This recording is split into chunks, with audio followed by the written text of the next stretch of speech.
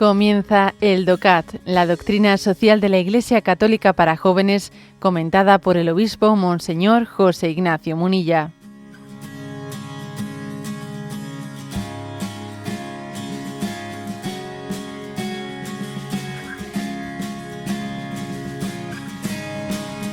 Primera pregunta. ¿Tenía Dios un plan cuando nos creó a nosotros y al mundo? Y responde lo siguiente: sí, Dios creó el mundo según su concepto y su plan. De la misma manera que el hombre puede imaginar un juego, por ejemplo, el 3 en raya o el ajedrez, y desarrollarlo con unas reglas que le den sentido. Así creó Dios el mundo e imaginó al ser humano. El hilo conductor en la creación de Dios es el amor. El plan de Dios es, por tanto, que el hombre ame y responda al amor de Dios y que él mismo piense, hable y actúe en el amor. Este es el punto primero. Y como veis, la cuestión ha comenzado por la pregunta apremiante por el sentido. Desde luego, la carencia de sentido hace que nuestra vida pues, pueda llegar a ser un objeto de un gran sufrimiento. ¿Qué sufrimiento tan grande el que no encontremos sentido a la existencia? ¿Qué sentido tiene esto? ¿De dónde viene? ¿A dónde vamos? Imagínate que estamos metidos en un autobús en el que pues muchos se dedican sencillamente pues a dormir, según vamos viajando. Otros se dedican a ganar dinero, venden cosas por el pasillo. Otros se dedican pues a ligar, van cambiando de asiento y van ligando con la de delante y con la de atrás. Otros se dedican pues a coger el micrófono y a llevar la voz cantante, son los que tienen que tener el protagonismo siempre. Otros a ver vídeos, entretenerse. Bueno, pero puede haber mucha gente en ese viaje que diga, oye, ¿y esto quién? O sea, que no se haya hecho la pregunta clave de qué sentido tiene esto, de dónde vengo, a dónde voy. ¿Este autobús lo ha fletado alguien? ¿Conduce a algún destino? O sea, ¿qué sentido tiene la vida en la que estamos, no? Es la pregunta clave. Si se enseña que el hombre es un mono desnudo, como decía Desmond Morris, ¿no? O que es un producto del azar y de las leyes invariables de la genética, como decía Monod, o si es un ser de meras sensaciones, como dicen los materialistas, o es un permanente ignorante de su destino, como piensan los agnósticos, o que nuestro pensamiento es un producto emergente del cerebro de unas ondas determinadas, como dicen a otros, ¿no? Entonces se niega la realidad del sentido de la vida. Entonces, ¿qué sentido tiene mi existencia, no? Bueno, pues lo primero que afirma, ¿no? Pues el DOCAT, en el primero de los puntos, es que el mundo tiene un sentido, que Dios lo ha hecho con una finalidad. Las cosas son por algo y para algo, no hay un plan de Dios. Y eso no lo puede descubrir la ciencia. La ciencia puede decir, pues, cómo funcionan las cosas, pero no para qué. ¿Para qué han sido creadas? Eso no lo puede responder la ciencia. Por eso Dios es el revelador del sentido de la vida. Conocer a Dios es conocer también, comprender la vida. Porque es comprender de qué mente ha salido, ¿no? De qué proyecto. O sea, hay un proyecto. Esto no es un devenir ciego. Hay un proyecto.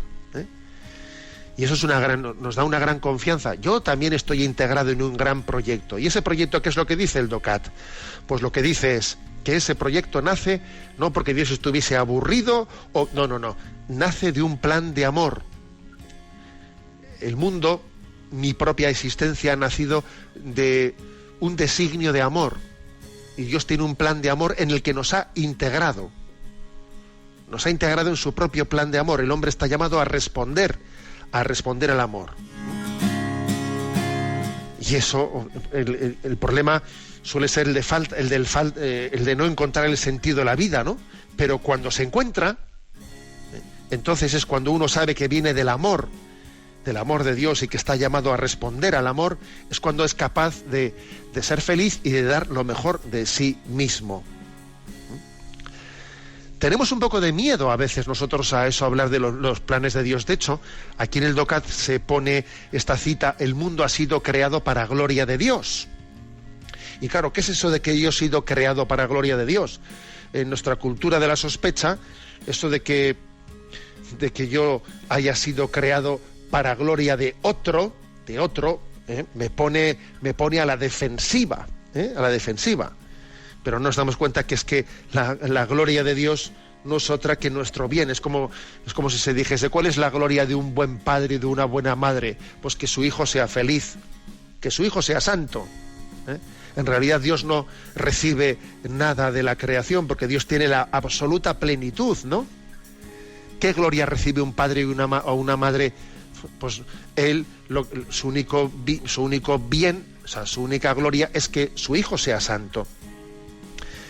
Añadamos esto a una cosa, ¿no?, que creo que aquí también el DOCAT la subraya, que no somos, ante Dios no somos un rebaño, un mero rebaño informe, sino que cada uno somos únicos e irrepetibles.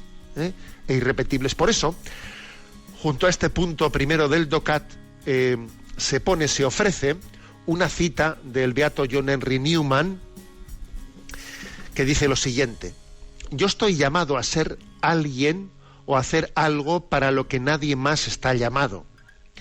Tengo un lugar en el plan de Dios y sobre la tierra de Dios que no tiene nadie más.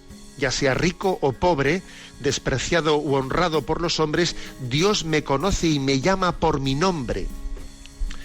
Esta es la cita del beato John Henry Newman que acompaña al primer punto del DOCAT, ¿no?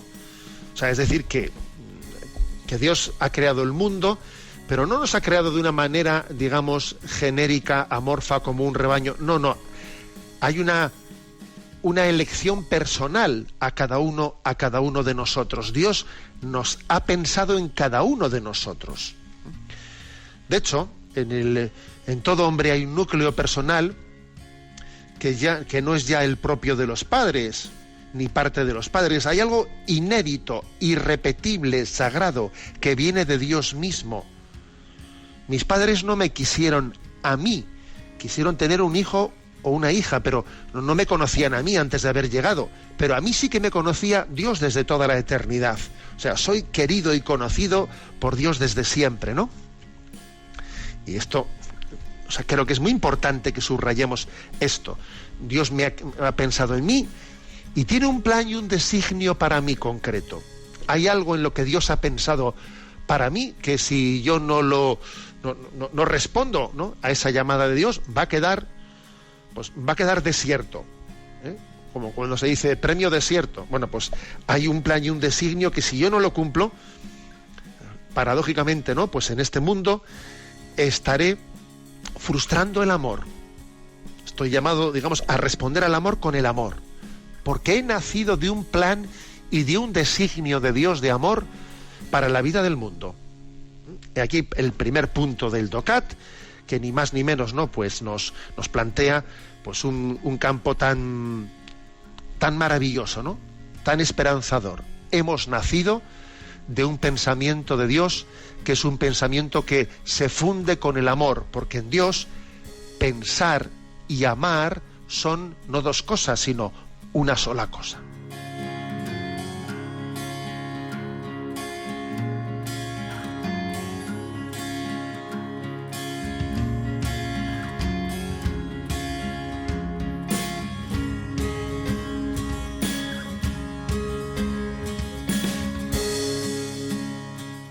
Has escuchado el DOCAT, la doctrina social de la Iglesia Católica para jóvenes, comentada por el obispo Monseñor José Ignacio Munilla.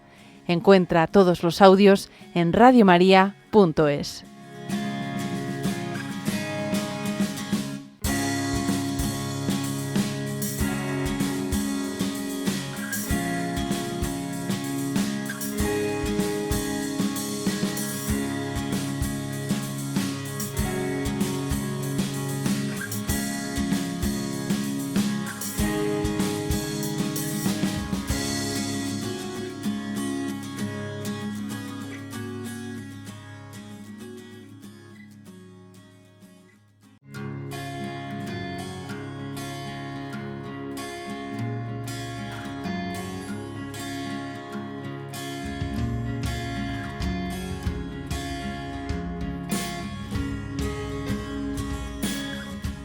Comienza el DOCAT, la doctrina social de la Iglesia Católica para jóvenes, comentada por el obispo Monseñor José Ignacio Munilla.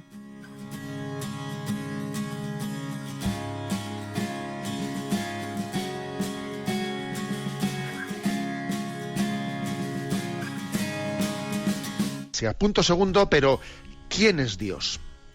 Y responde así.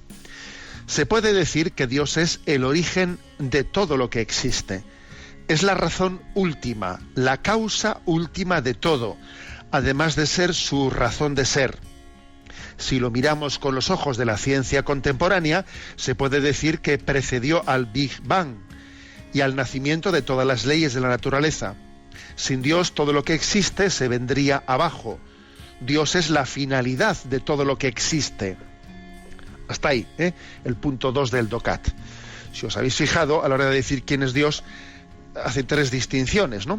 Es el origen de todo, es la razón de ser de todo y es la finalidad de todo. Si distinguimos estos tres aspectos, creo que sería una buena manera de explicar este punto segundo del DOCAT. Es el origen de todo. Esto nos hace referencia al llamado argumento de la contingencia, del cual habló Santo Tomás de Aquino. ¿Cuál es brevemente expuesto el argumento de la contingencia? Los seres que nosotros conocemos son todos contingentes. A ver, si esta mesa a la que yo me estoy apoyando ahora mismo, esta mesa no es por sí misma, es por un pino. Y ese pino era por un piñón, y el otro era... y etcétera, etcétera. Las cosas no se explican por sí mismas, sino se explican por una anterior que le ha dado su razón de ser. Ahora bien, no se puede seguir infinitamente en esa cadena de que las cosas sean por una anterior. Alguna ha tenido que haber que haya dado el origen a esa cadena. De lo contrario, nunca se hubiese iniciado esa cadena.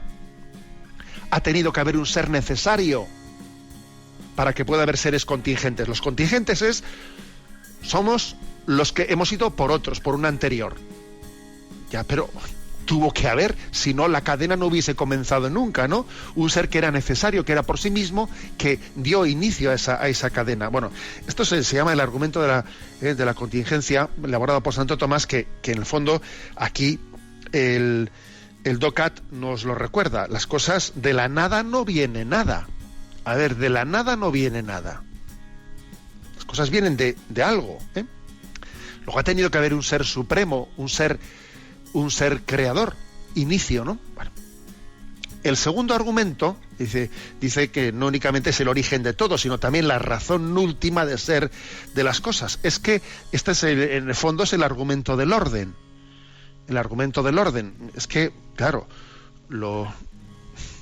decía Wittgenstein, decía que él llama a Dios al sentido de la vida. Dice, es que las cosas tienen un sentido, es que las cosas están ordenadas, es que hay unas leyes de la naturaleza que son impresionantes, ¿no? Son impresionantes. Tú pones la televisión aquí en España, la pones en el segundo canal, que es lo mejor que se puede ver en televisión, ¿no? Aquí, que son los reportajes de la naturaleza, por la tarde, después de comer, vamos, y es que te quedas impresionado, ¿no? Diciendo, a ver, todo eso supone un orden impresionante. Y el orden no puede ser casual, no puede ser un azar, ¿eh? Porque todos sabemos lo que es el azar y lo ciego que es el azar, ¿no? Y todo ese orden, ¿de dónde viene? Bueno. Y el tercer argumento es el que se llama teleológico, el argumento de la finalidad, ¿no? Dios es la finalidad de todo lo que existe, viene a decir esto, ¿no? El argumento teleológico es el argumento que se basa en la premisa de que existe una evidencia de que el mundo tiene un diseño, ¿no? Y entonces se basa en esa percepción de un diseño que tiene un fin. Las cosas tienen una finalidad. Mira, uno descubre, pues mira, esta ley natural es para esto, lo otro es para lo otro, lo otro es para lo otro, ¿no? Las cosas tienen una finalidad. ¿Y cuál es la finalidad última del mundo? Porque es cierto que el mundo tiende, ¿no?, a la superación de sus límites. ¿A dónde caminamos en esta continua superación de sus límites?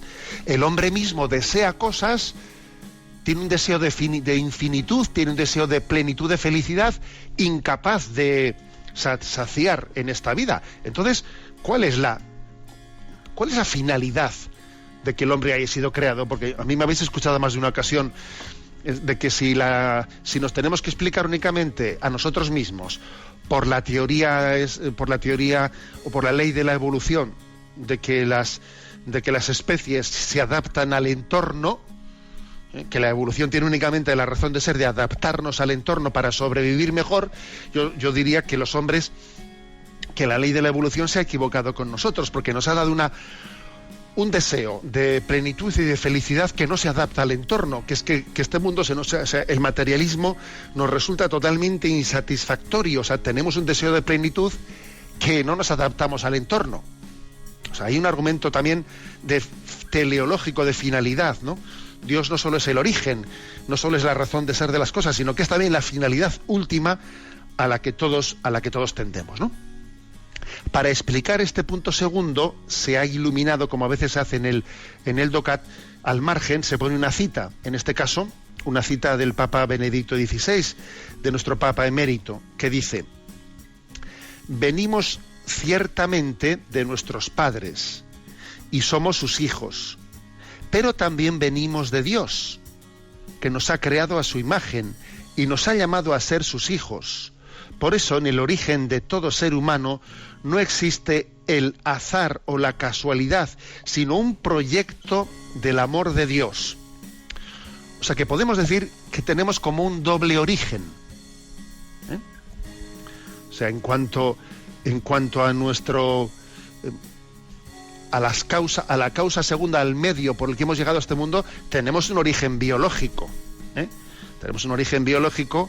O sea, nuestro ADN ha sido recibido, ¿no? Pues a través de la generación. Hemos sido generados por el acto entre comillas, ¿no?, creador de la concepción de la unión de nuestros padres, ¿no? Pero sin embargo, hay algo, para empezar, ¿no? Hay dos cuestiones ahí. Que claro, no sé, ese acto de nuestra llegada al mundo es un ser que nuestros padres han sido instrumento, pero no han sido los creadores, ¿no? Han sido instrumento de esa llegada, de la creación del hombre, pero no son los creadores últimos. Y de hecho, hay en toda llegada del hombre al mundo, hay una intervención directa, inmediata de Dios en la creación del alma. Ojo a esto, ¿no? Porque cuando decimos hemos tenido un hijo o Dios nos ha dado un hijo, las dos expresiones son totalmente ciertas. Las dos expresiones son ciertas en dos niveles distintos que se conjugan y se integran. ¿Hemos tenido un hijo? Pues claro, porque Dios ha elegido a los padres como ese instrumento para la generación de la vida, ¿no? La vida ha sido concebida en ese acto biológico. Pero Dios nos ha dado un hijo, también es una expresión totalmente cierta, no solo en el sentido de que Dios es el que ha puesto las leyes de la naturaleza y que ese acto de la generación, de la concepción, en el fondo tiene a Dios como el autor último. No solo en ese sentido, sino también en el sentido de que hay una intervención directa, inmediata de Dios en nuestra llegada a esta vida, es en la creación del alma, y al mismo tiempo que los padres engendran, ¿no? Conciben la vida, en ese mismo momento Dios crea e infunde el alma. Por eso el hombre es fruto de la colaboración, ¿no?, de la familia, de los padres, con el acto creador de Dios. No hay momento en el que la acción del hombre alcance mayor dignidad que la de ser colaborador con Dios en el don de la creación. La paternidad, la maternidad es colaboración con Dios en la creación del mundo. Es imposible que exista una dignidad, ¿no?, pues superior a ella. Pues que yo creo que la dignidad superior a ella únicamente podrá ser la de colaborar en la regeneración de las almas, en volver a ayudarle, o sea, a ser instrumento de Dios para que, estando el hombre en pecado, vuelva a la amistad de Dios. Pero que es algo correlativo pues eso, si hay un paralelismo entre la creación de Dios del mundo y la redención en Jesucristo, así nosotros colaboramos con Dios cuando en la paternidad y en la maternidad somos instrumento de Dios para la llegada de la vida al mundo, también somos instrumento de Dios en la vida sacramental y pastoral de la Iglesia, cuando colaboramos con Dios para dar a luz a las almas, aquellos que están en pecado, que es en el fondo un nuevo nacimiento, un nacer a una vida nueva. Bueno, en resumen, esta cita de Benedicto XVI, pues sí, hemos tenido un hijo y Dios nos ha dado un hijo. La vida es un don absoluto de Dios, y en ella vemos a Dios como causa y como origen de todo, pues de una manera muy palpable, muy inmediata, porque cuando hablamos de que Dios creó el mundo, pues en ese momento del Big Bang, etcétera, bueno, está un poco lejos, ¿verdad? Pero cuando estamos hablando de mi llegada al mundo, de la tuya, de la de cada uno de nosotros, y somos conscientes de que el acto creador de Dios ha estado muy cerca de cada uno de nosotros, no solo en el momento del origen de los tiempos, ¿no? Cuando tuvo lugar el inicio de la creación, sino ahora en la llegada al mundo de cada uno de nosotros. Dios también se ha comprometido con su acto creador. Es como ha sido un reafirmar su sí a la vida. Bueno, dejémoslo ahí. ¿Quién es Dios, no?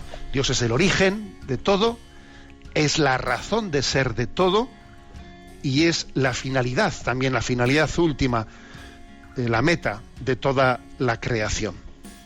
Dejamos ahí este comentario del punto segundo del DOCAT.